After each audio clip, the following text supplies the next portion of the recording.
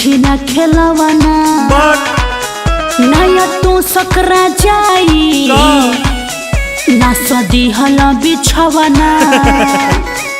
अरे ए जी को का कोई नहीं सुन रानी बुझा मजबूरी का बाटे सटल जरूरी ना तनी सुते दन कोरा ना हो ना बनावा हमसे दूरी। अच्छा हाँ हो धीरे से छुई जन पानी गइल चुई हमर नैहर से बनी कमजोर पिया तनी बुझी ना लाचारी भीग गइल साया साड़ी मोर राजा तनी बुझी ना लाचारी। हमसे ना होला कंट्रोल रानी हमर बुझा परेशानी।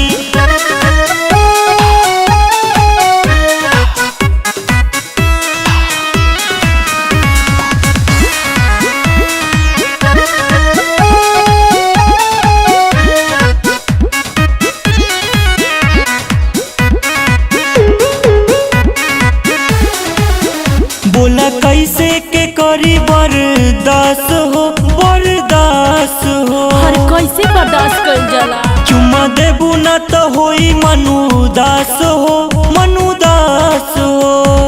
ओहो तो सुनी बोला तुहरा सटला से राजा हम चिहुक गईनी का? बन के कोहिलर नियन हम कुहुक गईनी। अरे करेला चित कब करेला पट लागे करबा तू हमके लरकोर पिया तनी बुझी ना लाचारी भीग गइल साया साड़ी मोर राजा तनी बुझी ना लाचारी।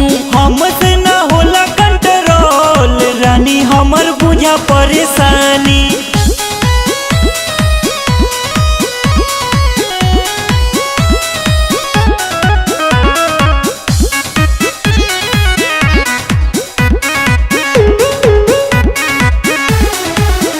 नहीं भूलेला सुहाग वाली रात हो रानी रात हो। अच्छा आज मान जा तनी हमर बात हो तनी बात हो। ना मानेंगे जी मान जाना तोहरा चक्कर में चक्कर आ जाई न हो ना हो। हाय पर जाई हमके दवाई न हो। अरे हम बानी करी न जिद राजा बने जन के हम पर तनी राउर गोड़ पिया तनी बुझी न लाचारी भीग गइल साया साड़ी मोर राजा तनी बुझी न लाचारी। हमसे ना होला कंट्रोल रानी हमर बुझा परेशानी।